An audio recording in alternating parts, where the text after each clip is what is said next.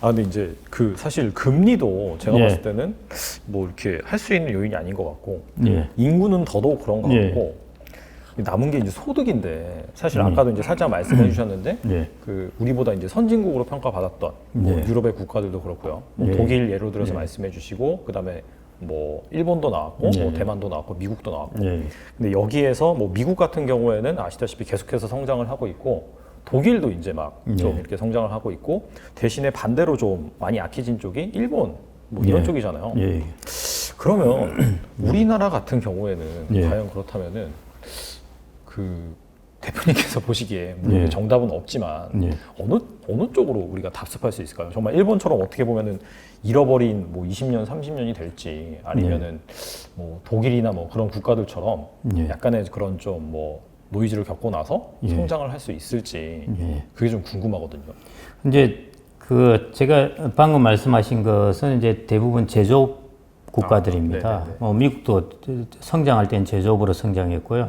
아시다시피 영국도 뭐 금융이니 뭐니 이야기를 하지만은 부동산 이런 이야기를 하지만 영국이야말로 정말 산업혁명으로 컸던 제조업 국가고 그렇죠, 독일, 일본도 그렇죠. 다 제조업 국가입니다. 그래서 중국도 마찬가지고요. 어떤 나라든지 고성장을 하려면은 제조업에서 강해야 됩니다. 홍콩이나 뭐 싱가포르 이런 데 나라가 적다 보니까 이제 그거는 제조업 국가는 아니죠. 근데 인구가 큰 국가를 성장시키려면은 제조업을 가지지 않고는 이제 성장을 못 시킵니다. 그래서 이제 영국도 제조업을 가지면서 영국의 역사를 보면은 제조업 국가가 어떤 일을 겪는지 하는 걸 잘 알 수가 있습니다. 영국도 되게 많은 어려움을 겪었거든요.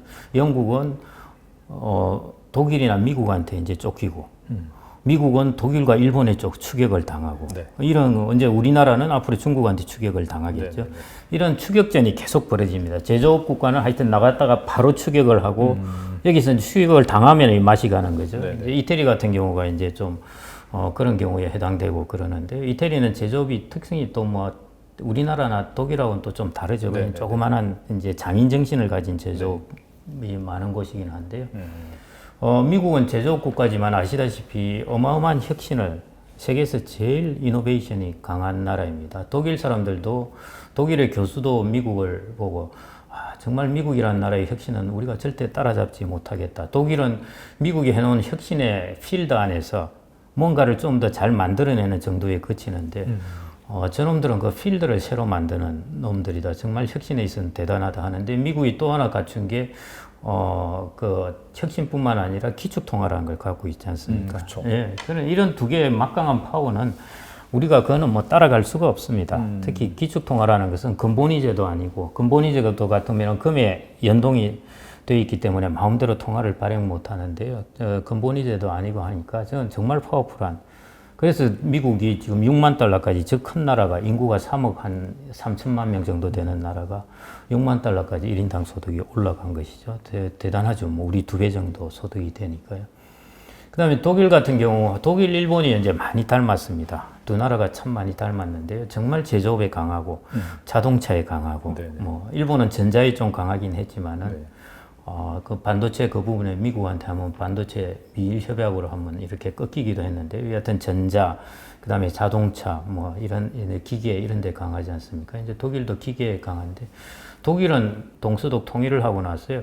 독일은 망한다고 사람들이 그 당시 생각을 했습니다. 그래서 완전히 그 유럽의 병자였거든요. 이전에 유럽의 병자는 영국이었습니다. 1960년대, 70년대 유럽의 병자를 시크맨이라고 그러죠. 시크맨이라 해서 이제 영국이라고 그랬는데요.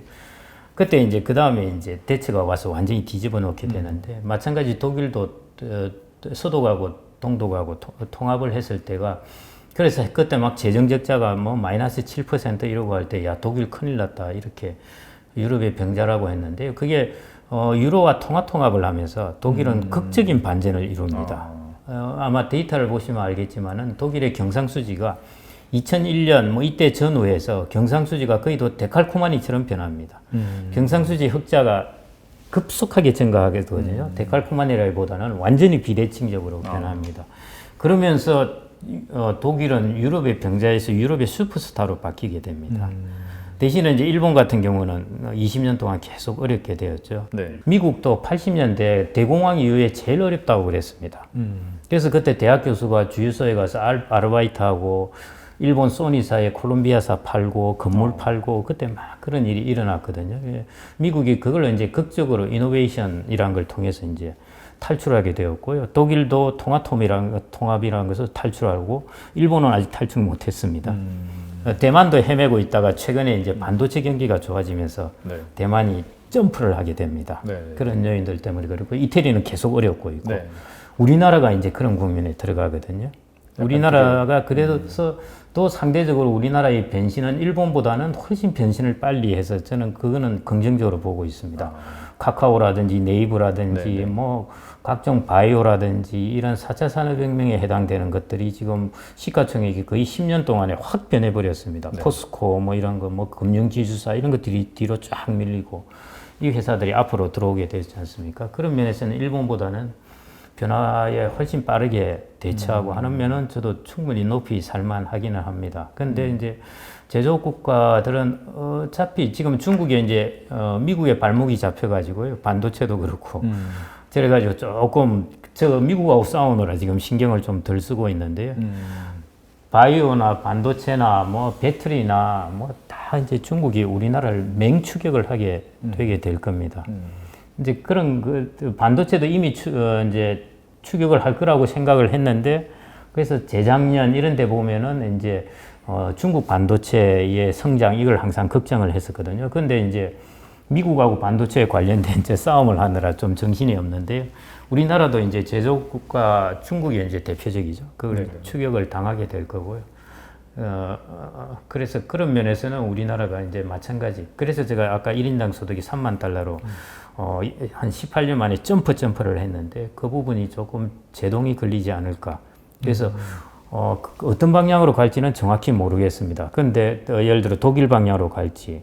근데 그러려면 환율을 약세로 만들어야 되고 독일의 하르츠 개혁처럼 우리나라가 구조개혁을 왕창 해버리든지 이 두 가지 조건이 성립되어야 되는데 아직 그건 아닌 것 같고 그래서 그렇다고 일본처럼 법을 꺼진 모양은 가지는 않을 것 같고요. 왜냐하면 한 10년, 20년 전부터 우리나라는 매번 일본 잃어버린 10년, 잃어버린 20년 따라간다고 주장을 많이 해왔었는데 전혀 안 그랬거든요. 그래서 일본을 따라간다든지 그러지는 않을 겁니다. 그런데 전 세계가 전체적으로 일본과 비슷한 모습을 간다는 뜻이지요. 일본과 같은 그런 충격적인 모습을 가지는 않을 거고요. 우리나라도 이제 다만 일본이 느꼈던 그런 비슷한 것을 좀 느끼게 된다는 것, 그런 압력이 좀 오게 된다는 것, 뭐 그 정도로 생각을 하면 될 것 같고요.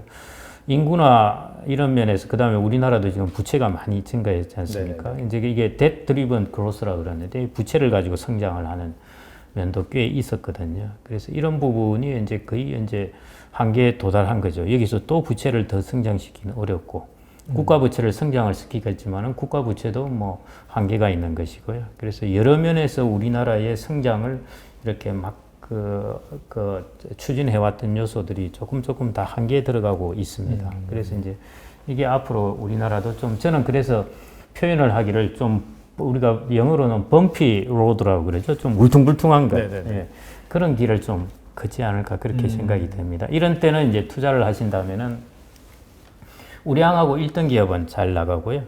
나머지 기업들은 생각보다 잘 안 나가는 것이죠. 그래서 계속 혁신을 하는 기업들, 그리고 계속 새로운 기업을 M&A를 하면서 투자를 해나가는 기업들. 이런 기업들은 우리가 그런 주식을 사면은 계속 위너가 될 수가 있는데요. 그렇지 않은 것 같은 경우에는 이렇게 범필로드를 달리게 되면은 좀 힘들어질 것 같습니다. 제 생각에는. 말씀 들어보니까 이게 우리나라도 이제 성장에 이제 한계에 약간 좀 묵작하는 그런 상황이 있는데 그런 부분을 이제 계속해서 이제 성장을 못하게 할 만한 그런 요인들도 있긴 있는데 또 이제 우리나라 같은 경우에는 뭐 카카오 네이버도 말씀해 주셨고 반도체도 말씀해 주셨고 배터리도 말씀해 주셨고 그런 뭐 성장 바이오도 산업 강하죠.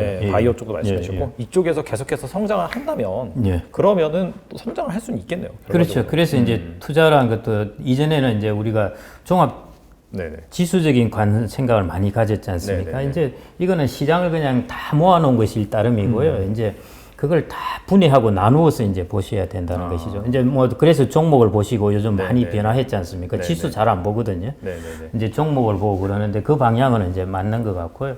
그러면은 어떤 기업들이 이런 상황에서 예를 들어 우리나라가 이렇게 가는 상황에서 어떤 기업들이 위너가 될까? 그걸 거꾸로 이야기하면은 우리가 그런 위너 기업을 잡아야 투자를 해도 수익을 얻게 되니까요.